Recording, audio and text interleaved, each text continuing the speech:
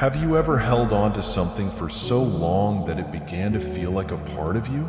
A relationship, a dream, a version of yourself that you once loved but no longer recognize?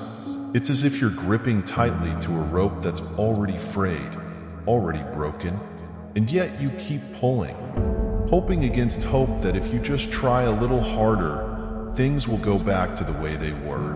But the truth is harsh. You can't save what's already dead. This isn't about giving up or being weak. It's about seeing things as they truly are.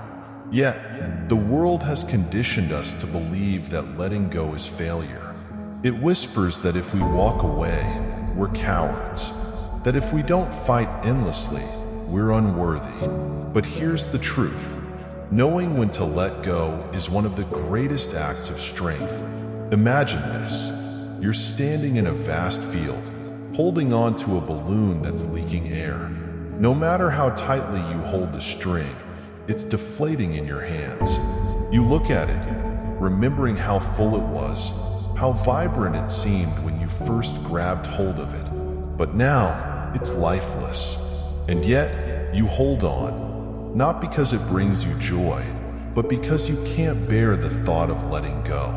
What are you really holding on to? Is it the balloon itself, or the memory of what it once was? So often, we cling to the past because we're afraid of the unknown. We convince ourselves that staying, even in pain, even in stagnation, is better than stepping into the uncertainty of what comes next. But is it? Every second you spend trying to revive something that no longer has life is a second stolen from your future. A moment that could have been spent building something real, something alive, something that nourishes you instead of draining you. Holding on to what's dead isn't noble, it's suffocating. It's like watering a plant whose roots are already rotted, hoping it'll bloom again.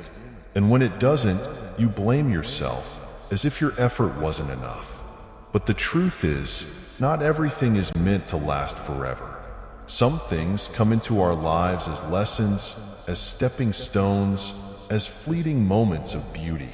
They're not failures, they're chapters. And just as a book must turn its pages to move forward, so must you. There's a quiet wisdom in knowing when to stop. It doesn't mean you didn't care. It doesn't mean you didn't try.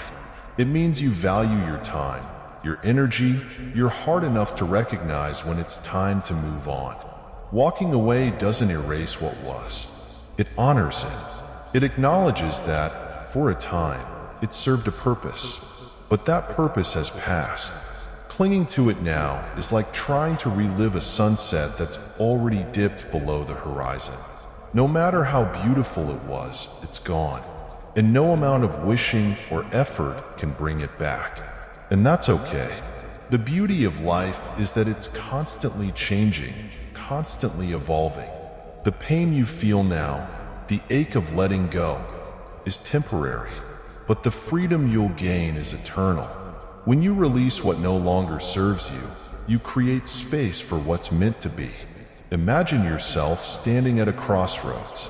One path is familiar but barren. The other is unfamiliar, shrouded in mist, but filled with possibility. Which do you choose? Fear will tell you to stay on the barren path, because at least you know what to expect. But courage whispers otherwise. Courage reminds you that the barren path will only lead to more of the same. It's the unknown path, the one that scares you, that holds the promise of growth. Stepping into that unknown is terrifying, but it's also exhilarating. It's the first breath after a storm, the first light after a long night. It's proof that you're alive, that you're capable of more than you ever imagined. Letting go isn't about forgetting. It's about making peace. It's about saying, this served me once, but it doesn't anymore. And that's okay. It's about choosing yourself over the illusion of what could have been. Because here's the truth. You can't save what's already dead, but you can save yourself. You can save your time, your energy, your heart. You can take all that you've been pouring into something lifeless and redirect it towards something vibrant, something real. Letting go doesn't mean you failed. It means you're brave enough to face the truth. It means you're strong enough to choose yourself. It means you're wise enough to know that the best is yet to come.